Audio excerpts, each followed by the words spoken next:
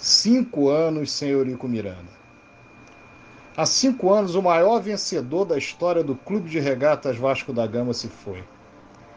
Naqueles tempos, jamais se viu a torcida do Vasco aplaudindo empate contra time pequeno ou goleada sofrida em clássico, tal qual, quantos não se lembram, aquela eliminação para o Botafogo no Campeonato Carioca de 2009.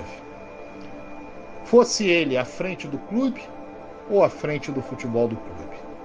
Vimos um Vasco perseguido por arbitragens, pelo sistema, vimos todos os tipos de perseguição sofrida, narrativas cínicas dos adversários e de setores da imprensa, absolutamente cientes do papel que cumpriam. E o Vasco, com ele, tem como fregueses eternos seus Botafogo, Flamengo e Fluminense. Nos tempos dele, comandando o futebol do clube e o clube, o Vasco possui mais títulos de campeão brasileiro que os 3 juntos, mais títulos sul-americanos que os 3 juntos, mais vitória no confronto direto contra todos eles, repetindo. Foi um tempo em que o Vasco fez reconhecer um título sul-americano que nos negavam. Foi um tempo que, na discussão das cotas de TV, o Vasco esteve sempre à frente, em primeiro plano, fato só modificado com sua saída e a assunção no clube por parte de seus adversários. Um tempo em que o Vasco resistiu a todos que se opunham a ele, inclusive a um torniquete global. Um tempo em que o Vasco foi exemplo no trabalho de base no Rio de Janeiro. Um tempo em que o Vasco não só criou um colégio em seu patrimônio, mas também o manteve às suas expensas. Um tempo em que o Vasco aumentou seu patrimônio, diga-se de passagem, com a compra de uma rua inteira, incluindo-a no complexo de São Januário. Um tempo em que a dificuldade de certidões não impediu o Vasco de obtê-los, visto que problemas de ordem fiscal assolavam o clube lá atrás, desde 1951. Um tempo em que o Vasco, uma vez não ouvido, punha por terra qualquer plano ou negócio, no qual não estivesse ele, Vasco, envolvido. Vide Primeira Liga. Um tempo em que a comparação com seus principais rivais do Rio colocava o Vasco como melhor pagador, com melhor crédito, com menor risco de calote e com menor dívida real. Foi um tempo em que o Vasco obteve 52 taças, 37 delas oficiais. Um tempo no qual o clube conquistou 2 dos 3 títulos sul-americanos que possui, 3 dos 4 campeonatos brasileiros que ganhou, 2 dos 4 interestaduais obtidos ao longo de sua história. Pois é, temos 1993, torneio João Avelange, e 1999, torneio Rio-São Paulo. 9 dos 24 campeonatos cariocas que o clube levantou, mais 2 Copas Rio, 9 das 13 Taças Guanabara e 9 das 10 Taças Rio, primeiro lugar, que o clube ergueu.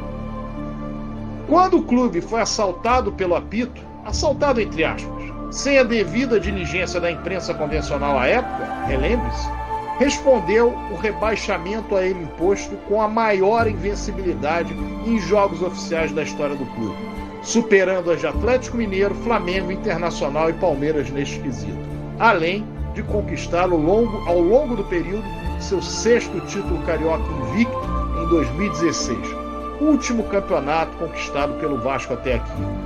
A última vez em que o Vasco esteve na Libertadores, a classificação obtida ocorreu com ele à frente do poder. A última vez em que o Vasco conquistou um campeonato foi com ele à frente do clube. A última vez em que o Vasco teve certidões da mesma forma. A última vez em que o Vasco liderou os clubes no futebol brasileiro, idem, que valorizou e cuidou do seu patrimônio, inclusive protegendo também. A pequenez, inveja, despeito e incompetência de seus adversários levaram o Vasco a ser mero coadjuvante no cenário para gáudio dos reais adversários do clube, ou seja, os que não são Vasco e que se deliciaram vendo gestões notadamente incapazes de colocar o clube como o maior do Rio em termos de liderança, títulos ou respeito exigido. Aliás, como era exigido antes. Aquela torcida que cobrava de Eurico Miranda títulos, contratações, classificações, resultados, jamais aplaudiria uma derrota de 4-0 diante do Botafogo como ocorrido em 2009. Jamais aplaudiria, claro, um empate frente ao Nova Iguaçu, após atuação pífia. Jamais aceitaria São Januário com a hipótese de ser entregue a terceiros, como está exposto no atual estatuto do clube. Jamais aceitaria uma venda do clube sem que o contrato fosse lido pelos sócios. Jamais aceitaria que um dia Eurico Miranda dissesse que o Vasco não tinha jeito. Afinal, sabiam que de uma forma ou de outra ele dava um jeito. Ninguém poderia imaginar que após 7 anos de sua saída do Vasco, o clube passaria de algoz dos 3 principais rivais a freguês deles. De maior vencedor de títulos e taças no último triênio dele, a 4º no quesito. E que, por fim, fosse vendido a preço de banana, com aplausos e mentiras contadas à torcida vascaína por interesses inconfessáveis. Até mesmo na ridícula edição que os frustrados e derrotados adversários internos do clube fizeram para tentar diminuir a capacidade de Eurico Miranda enquanto gestor do clube, como se não fosse ele quem gerisse 99% do futebol, do mundo do futebol sabe disso, a comparação mostra a distância da gestão dele no século XXI para a dos outros, como da gestão do ex-presidente Calçada sem ele, Eurico, no século anterior, entre 1983 e 1985. Aquilo que muitos arrotam ser simples ganhar não foi conquistado por 12 vezes consecutivas neste século, estando à frente do clube outros nomes. Com ele foram 3 conquistas e 11 oportunidades, média, por sinal, superior à que o Vasco possui ao longo de sua história na competição. Afinal, o Vasco foi campeão carioca 24 vezes em 101 edições, contando o ano de 1923 e 2023. Uma outra da edição dos losers, os chamados losers vascaínos, aqueles que são contra a história, contra aquilo que a história ensinou em relação às conquistas.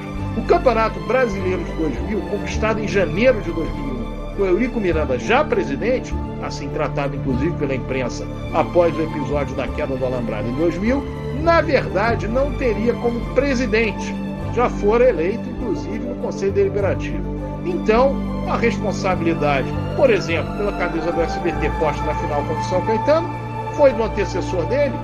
O antecessor não poderia impedir. Aliás, quem possibilitou que a partida contra o São Caetano pudesse ser disputada? Quem enfrentou um sistema que pretendia, inclusive com o Clube dos 13, isso dar o título na canetada para a equipe paulista? A festa da torcida do Maracanã não se apaga, bem como a resistência do Vasco no período do torniquete financeiro posterior. Mas por que o Vasco não sucumbiu naqueles 18 meses sem verbas? Por que a Globo buscou conversa com o Vasco 18 meses depois? Em que lugar ficou o Vasco que se indispusera com o Clube dos 13 no ano anterior em relação à entidade? Quem ficou à frente no processo de renegociação das cotas de TV junto à Globo já em 2002? E qual clube passou a receber mais que o Vasco durante todo o período, até que uma outra gestão mudasse o comportamento e aceitasse rebaixamentos do Vasco? Sorridente até. Nenhum clube. Com ele, ainda na edição deste século, o último campeão brasileiro da Taça Libertadores e de competição sul-americana foi o Vasco, dentre os clubes do Rio.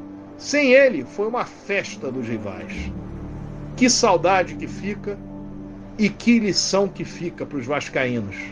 O Vasco é vencedor na sua essência, mas fundamentalmente respeitando a sua história e os homens que a fizeram. Casaca!